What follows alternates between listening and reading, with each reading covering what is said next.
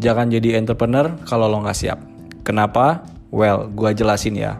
Kalau kita nonton konten-konten motivational yang sering kita dengar dari kisah sukses orang-orang terkenal, misalnya Steve Jobs yang berhasil bangun Apple, Jack Ma dengan multi-billionaire company-nya Alibaba, Elon Musk dengan SpaceX dan Tesla.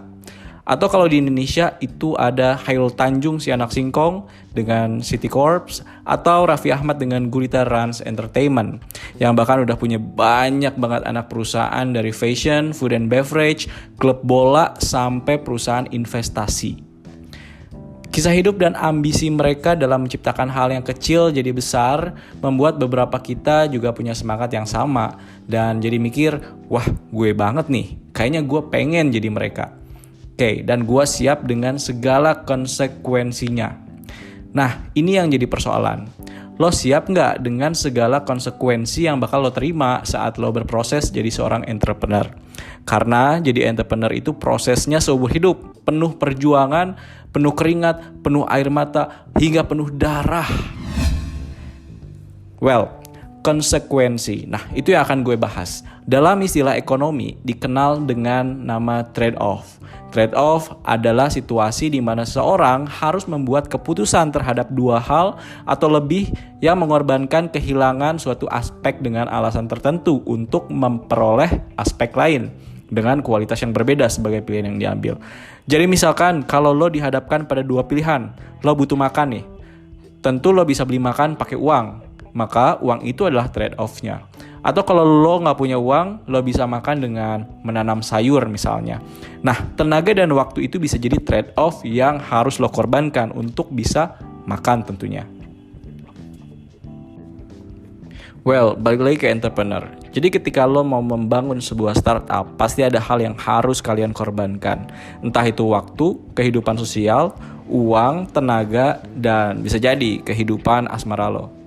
Steve Jobs misalnya. Dia di DO dari kampusnya karena fokus untuk membangun Apple pada saat itu. But you have to know is, dia di DO dari kampus kenamaan dunia, yaitu Stanford University.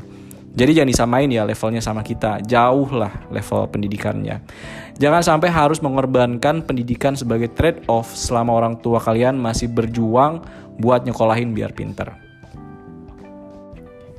Jadi apa aja konsekuensi yang harus kalian tahu ketika lo memutuskan buat jadi seorang pengusaha? Yang pertama, jadi pemimpin yang menanggung hajat hidup orang lain.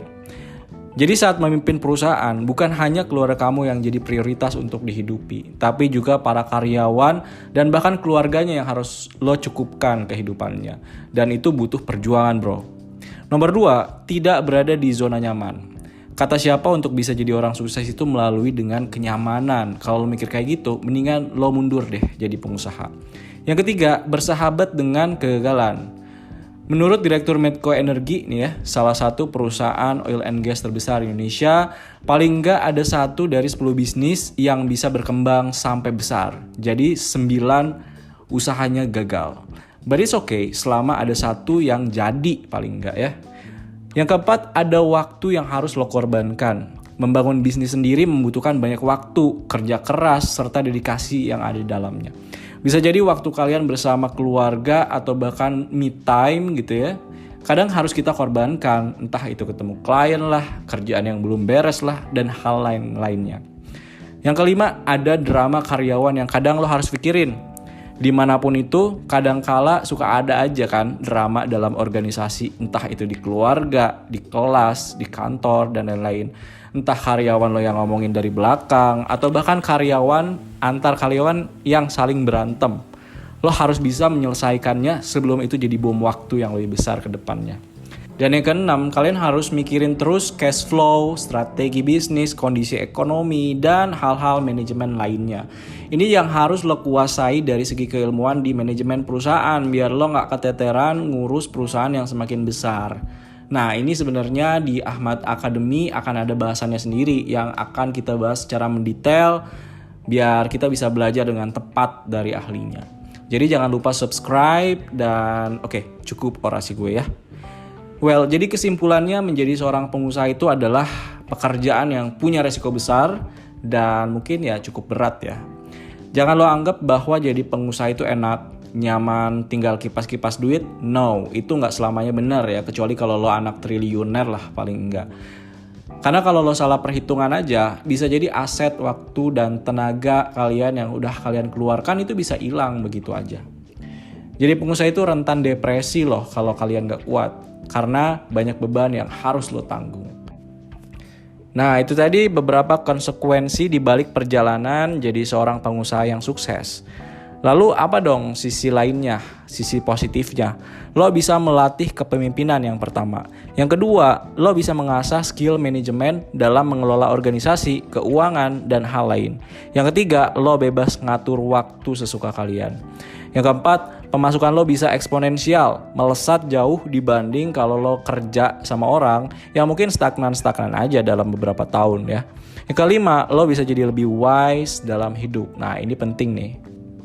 Nah, itu tadi beberapa dua sisi mata uang yang mungkin aja bisa jadi pertimbangan lo sebelum memulai jadi seorang pebisnis. Jadi pengusaha itu memang bisa bikin lo kayak sultan, tapi sebenarnya ada konsekuensi yang berat dan lo harus ambil saat memutuskan buat jadi seorang pengusaha. Yang jelas, apapun resiko itu, kalau lo tidak melihat hal itu sebagai hal yang berat dalam hidup lo, and it makes you happy, just do it. Because the biggest risk in life is just doing nothing. Jangan lupa buat subscribe Ahmad Academy buat insight seputar entrepreneurship lainnya. Goodbye.